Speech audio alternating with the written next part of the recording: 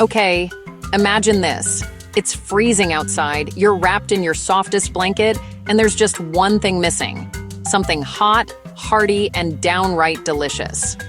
That's right, I'm talking about chili. But not just any chili, the only chili recipe you'll need this winter. Now picture a cozy kitchen, except everything's made of clay. Yep, even the beans are a little wobbly. Here's how I bring this comforting classic to life, one squishy clay pepper at a time. First, I grab my clay onion and give it a good chop. Don't worry, no tears here. Into the pot it goes, sizzling and popping.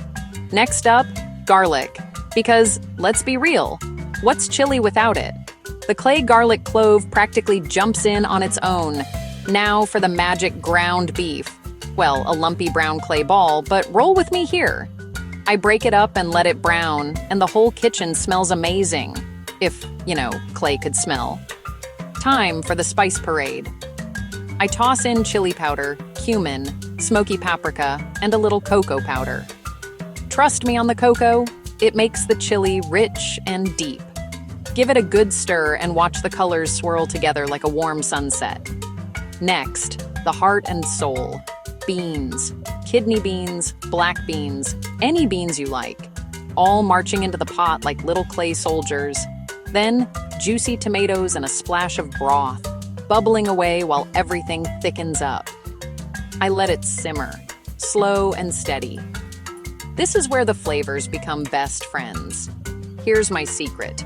I always sneak in a pinch of brown sugar and a splash of vinegar right at the end. It balances out all the spice and makes every bite pop. Now for the best part, toppings.